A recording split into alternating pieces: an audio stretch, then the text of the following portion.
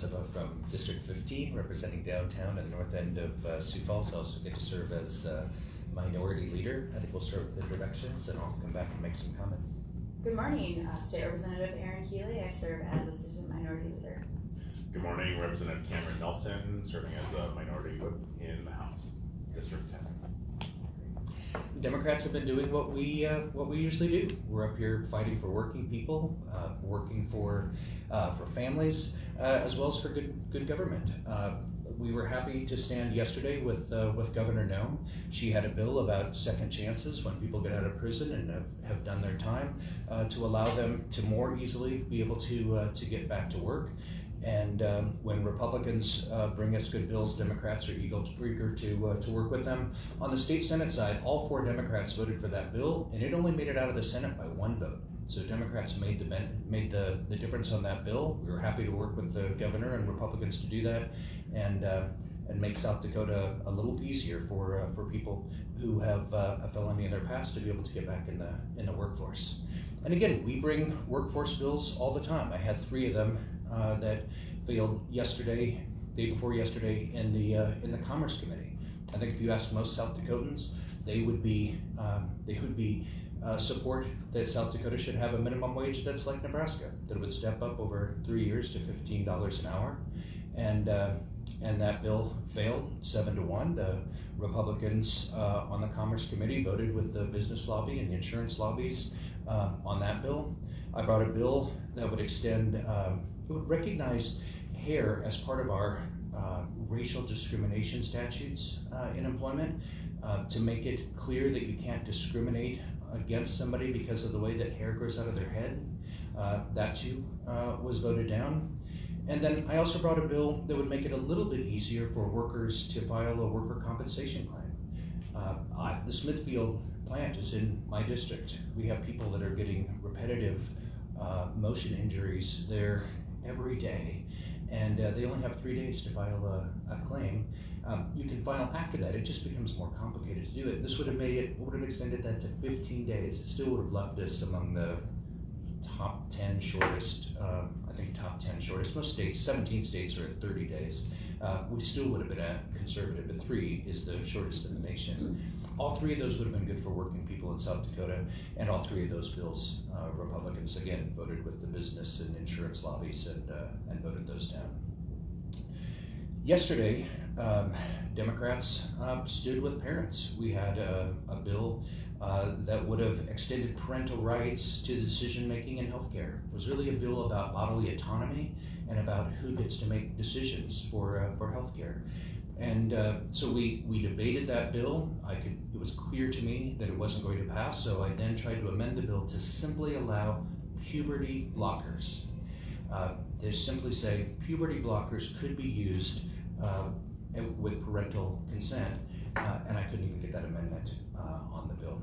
And that's just sad. You know, South Dakota is a state where we've established earlier this year, Caden Whitman had a bill to raise the age of marriage to 18, but Republicans think that child marriage is okay, and at 16, if your parents give you consent, you can get married, but you can't get a puberty blocker if you're a trans kid with your parental consent, and that's just wrong. So that was frustrating.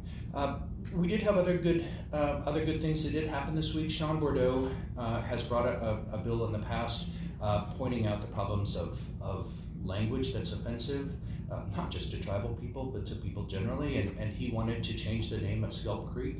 And I thought he gave a master class really on how to bring a bill, to bring people to the table, to talk to game fish and parks. And we got a promise from Scott Simpson that they are going to start a process and they're going to rename that recreational area. It's good. It's a good change. It's good for tourism, and it's good to respect the Native people who live there and across the state of South Dakota. So again, Democrats we're happy to work on bills that stand up for parents' rights, that stand up for good government, and that stand up for workers. So thank you. I'll stand by for questions. It was a really difficult week in the House. We saw a really hard bill coming out of State Affairs, and is actually a resolution, House Concurrent Resolution 6008, which basically condemned initiative measure that is putting abortion into our state constitution. So South Dakotans really have the right to make direct change through citizen-led ballot initiatives. They have the right to weigh in on important issues that impact their lives. Whether or not we agree about this subject that the ballot initiative is, legislators need to respect the process and not use their position to intervene. And ultimately, when we oppose hard work that South Dakotans are doing to allow people to vote on whether or not an abortion should be in the state constitution, that's a really dangerous precedent that we are setting. South Dakotans only use the citizen initiative process if our state legislature isn't doing what we have been asked to do. We have been asked to represent the people, and time again, we have seen our colleagues on the other side of the aisle not listen to them. We've seen that with ethics committees. We've seen that with Medicaid expansion and recreational and medical marijuana initiatives. So the people have gone out and have asked for this and have passed this. It's wrong for us to continue to chip away at that process. And this resolution is another example of that. We as legislators should be doing everything we can to encourage democracy and not try to prevent it. And speaking, when we're talking about healthcare, we as Democrats do support the right to healthcare and the right to an abortion. And when we want to talk about the health of women, we continue to see the Republican Party chip away at the rights of women. And one example of that would be yesterday, House Bill 1122, which was my bill to eliminate out-of-pocket expenses for women needing preventative health care, diagnostic and supplemental breast exams. We understand that they're incredibly expensive, that out-of-pocket expenses year after year are incredibly expensive for women, and this bill would have put that into law, that insurance companies have to cover those preventative screenings. And unfortunately, as Senator Nesiba mentioned, the insurance companies won once again. On a bright note, we did see out of House Judiciary, House Bill 1204, which was non-consensual condom removal. Representative Kaden Whitman brought that before committee, which really had a great testimony, and grateful for those survivors who were able to share their story and be courageous enough to come before a committee of House Judiciary to share that and make sure that things of that nature in the vein of sexual assault do not continue to occur in the state of South Dakota. So we were happy to see that result out of House Judiciary. After that, we saw the committee, most of the Republicans, with the exception of two, chose to have a more hypocritical take on the next bill. We brought a bill to further define definitions for protections against discrimination claims, to include some of the soft opposition that we heard a couple weeks ago when we were discussing a bill on further defining anti-Semitism here in South Dakota. We know that our current non-discrimination laws are protective of many of these instances. However, the Republican-led House chose to send a message to the Jewish people here in South Dakota that they wanted to support them and lift them up in that way by adding additional protections through further definition. Now, when a bill of similar nature came before the committee, we saw them completely discredit protections being asked for from the Black community, from Muslims, from the queer community, from protections against indigenous, anti-Indian sentiment. And I just find that really just quite frankly hypocritical when there were specific call-outs to particular action language within the bill, and no even consideration for further amendment to keep it alive, to then say to the people of South Dakota that we reject all forms of hate and there's no place for that here in this state. So that was really unfortunate. Obviously, we've had some significant discussions on pipeline bills in the House side. We did see 3 bills come out of House Commerce and Energy, 1185 and 1186, as well as 1203. Now, we will likely have some robust conversation about those bills next week. The Democrats' position has always been no eminent domain for private gain. And so when we have the ability to further protect landowner rights, we will support that in a manner that is clear and concise and ultimately makes sense. Now, 1203 is an ability for a best offer situation, allowing the negotiation between a company asserting that effort against a private landowner for an easement on their land to really get that negotiation off to a quicker start. So we'll have some significant conversation. I think ultimately the 1186, I'd like to see further protections. You know, there's a conversation about $1 per linear foot. I don't think that goes quite far enough, as there's a 50-year easement protection on that. The value of dollar today is going to be different than a value of dollar in 20 years or 30 years or 40 years. And so we'd really like to see some tightened language in that space. I think we'll open it up for questions.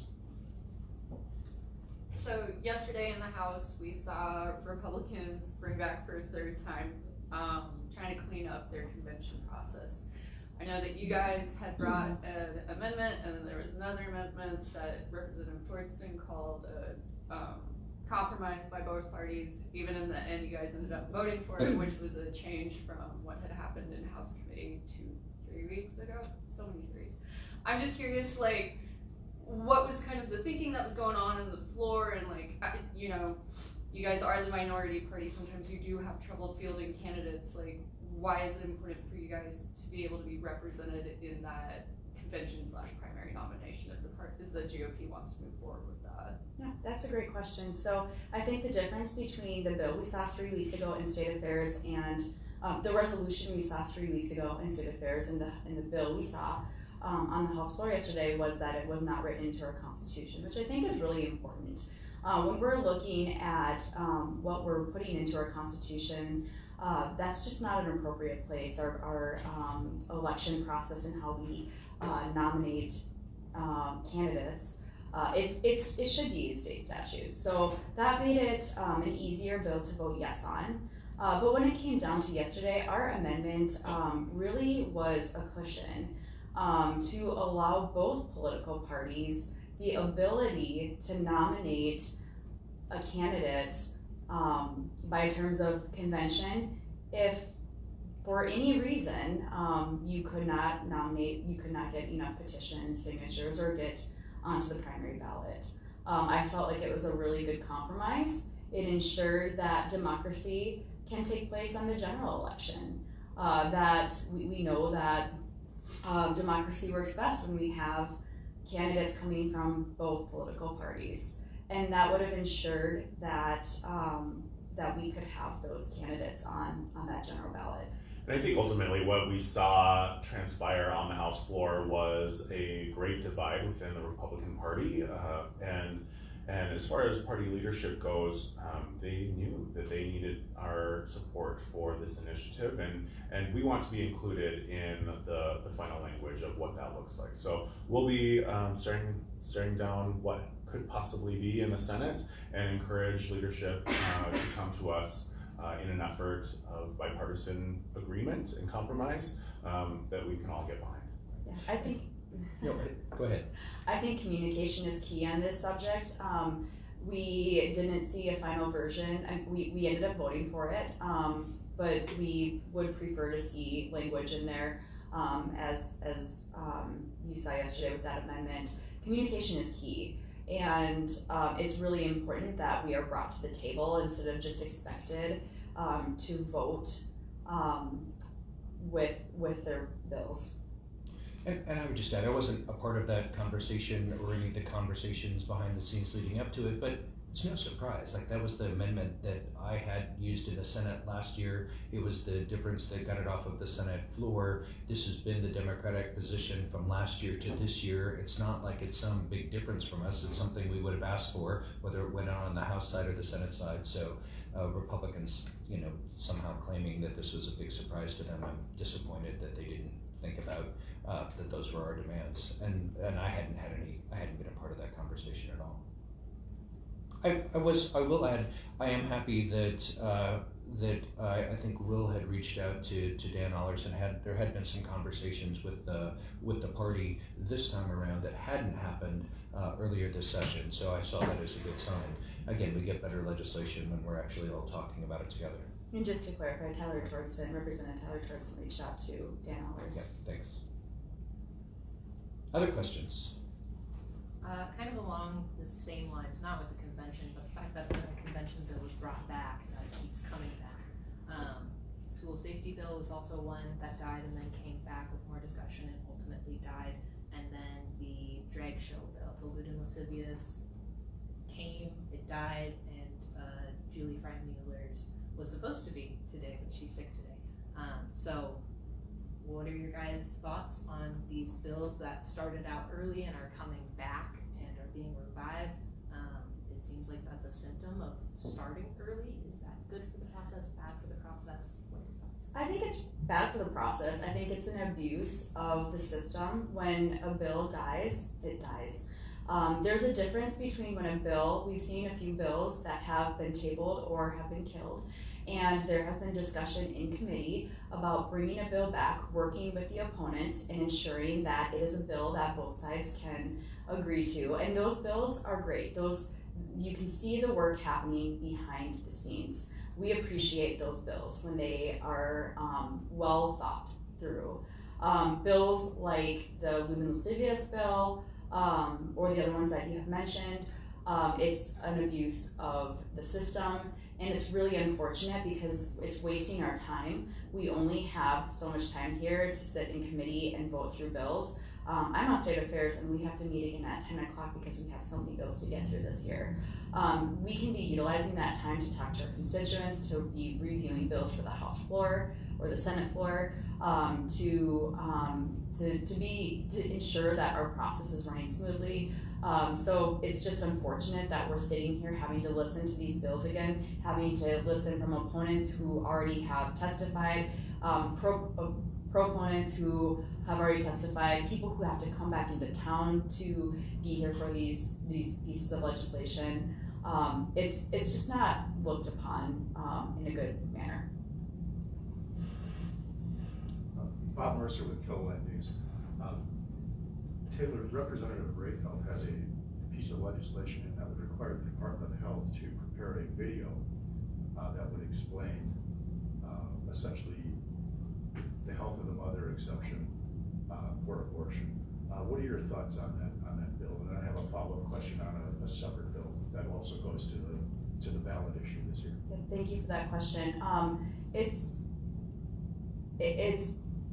I understand that Representative Rayfeld is trying to clarify rules and laws that have been put into place over the years. What I think is really unfortunate is that we've come to this place where we have so many abortion laws in our books that it is confusing and difficult for our physicians.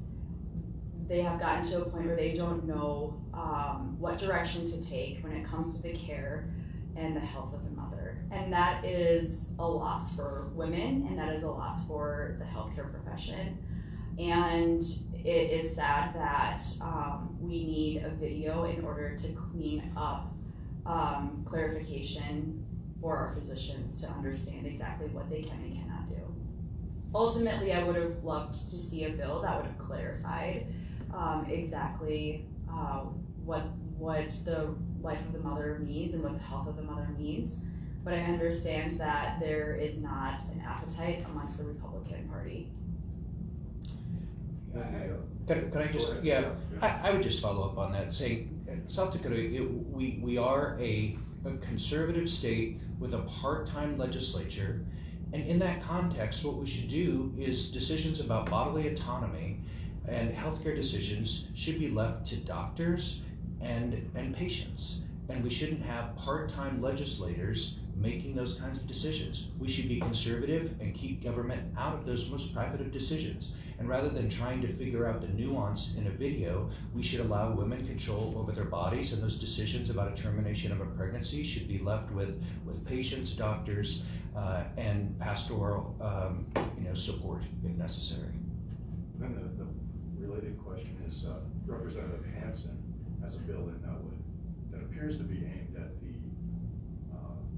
ballot measure that would restore abortion or put abortion rights into the state constitution, and it would allow people who had signed the petition to withdraw their signatures. And I wondered what your thoughts are on that.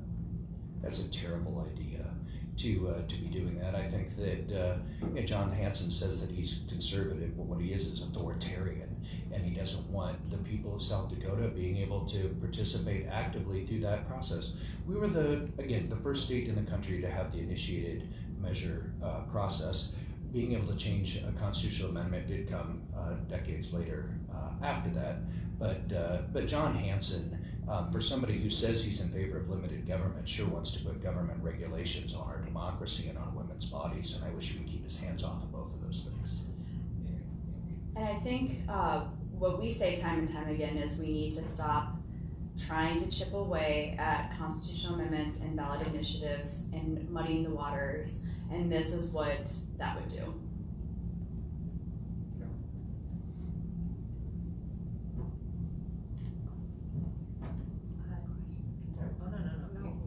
It's flowing out of my head now. Sorry. This is not from me, this is from Holt. He's writing about the deep fake bills. So given that we're in an election year and tech is changing so rapidly, is there any chance the legislature might pass protections? What are your guys' thoughts on Thank you. And electoral information? Great. If there are too many legal issues, are you guys concerned about potential big money misinformation or controversial ballot measures? Great. I'm deeply grateful for that question, Mackenzie, and whoever else had asked that. I really meant to note that in my opening comments that Liz Larson did such a great job yesterday in front of Senate State Affairs, and she did a presentation with PowerPoint and taking us through the bill, and then even had a deep fake audio that sounded like that made it sound as though President Trump was supporting her and was going to become a Democrat. Just to make the point that we're seeing more of these, and if you get up in the morning and listen to National Public Radio, Morning Edition had a story on this as well. I think there's 27 states in the first 6 weeks of this year have passed bills related to AI and fakes, and I think that Liz Larson really found a South Dakota-sized approach to this, that all it does is it would require anybody who produces a deep fake that you would have to disclose that it was a deep fake 90 days before the election. So that's the focus here, is to simply say if you're using a deep fake, it has to be properly labeled before it's out there 90 days before an election. So it passed Senate State Affairs. I haven't looked to see if it's on our Senate floor today, or more likely probably on the Senate floor on Monday. And I think it has a chance of passing. And she's really, again, Liz Larson has worked hard with David Johnson. She brought an expert from NCSL and the Denver office to come out and do a workshop a week or so ago that had a number of legislators in the audience to talk about First Amendment issues, technology issues, and so I just think she's done a great job of having bipartisan conversation and bringing an expertise to help lead us on this issue. So I'm grateful to Liz Larson for doing that. If it doesn't pass, or even if it does and it gets started, are you guys concerned at all about deepfakes with this upcoming election for abortion, for the election in general? Are you guys concerned at all about that coming out? I do. I mean, we've had fraud and misinformation. What I worry about is starting to use deepfakes in such a way that it makes it impossible to trust you. I worry that this is such a deep threat to journalism in America that when people hear it or read it, that they start to doubt all of it, and it starts to just tried, it just calls everything into question. And that's the kind of environment authoritarianism thrives in. And so I do see it as a threat, and I think it would be appropriate to set up a framework, like Senator Larson's bill does, to at least have that in statute, so that's something that we can add on to over time. At the same time, we need to be really championing a lot of the learning component for the general public, making sure that and encouraging folks to be vigilant and be mindful of what sort of media they are consuming to make informed decisions. We trust the voters to make decisions for themselves, and we see that in fair and free elections here in South Dakota. And part of that is believing in people to do the right thing, and we need to make sure that that learning component, that education component, is part of our larger public campaign of informing everyone about what are the significant impacts of potential deepfake harm through artificial intelligence generated material that they are consuming. Other questions? Just real quick, along the lines of the Department of Health allowable or sort of life of the mother video. This legislature has been very active in this abortion debate. Do you have any thoughts, I guess, on what appears to be them kind of handing some of this discussion off to the executive branch or concerns? I do have a bill coming up next week on Valentine's Day, and the bill is written in such a way that the first 2 pages really simply establish a right to bodily autonomy, and whether it's for contraception or termination of a pregnancy. And what I include then are the 45 pages of bills that have whittled away at women's rights in South Dakota. And I'm doing that so people can see it wasn't just this trigger law that passed, a decade or so ago, but it's been decades of multi-decade long campaign by those to take away freedom from women and families over this issue. And so I look forward to that conversation next week. Did I answer your question, or you want to try that one more time? That's what I'm trying to answer your question, but maybe give me one more chance at that. So, I mean, I guess part of the reason you're, one of the things you're trying to do is get rid of that 45 pages, was put in there as a result of the state legislature. And yet, the definition of life of the mother has been something that's been hard to, pin down. And now it looks like they want to just hand that off to the executive branch. I guess thoughts or concerns on that particular move and stepping out of the legislative branch over the executive. Yeah, again, my position has been that we should respect women and their doctors and leave those decisions up to them, and we shouldn't be allowing part-time legislature and peer to be making those really difficult decisions for South Dakota families. And I'm glad we all agree on that. So thank you, and I think it looks like the other folks want to come in. So again, thank you. Have a great weekend. I was going. Yes, thank you. Crap, Super Bowl question. Super Bowl question. Chiefs. Chiefs. And I don't think that Taylor Swift does Taylor Swift have another? Does she have another event to be at or not? So she has the concert in Tokyo, but there is a scene from The West Wing that explains how Taylor Swift can make it to Las Vegas in time for the Chiefs game because of the international dateline. Yeah, Taylor Swift can make it in time, and I hope to see her there. I hope she's. Yeah, I hope she's there. That's my favorite question I've ever been asked before. Have a great weekend. Thank you.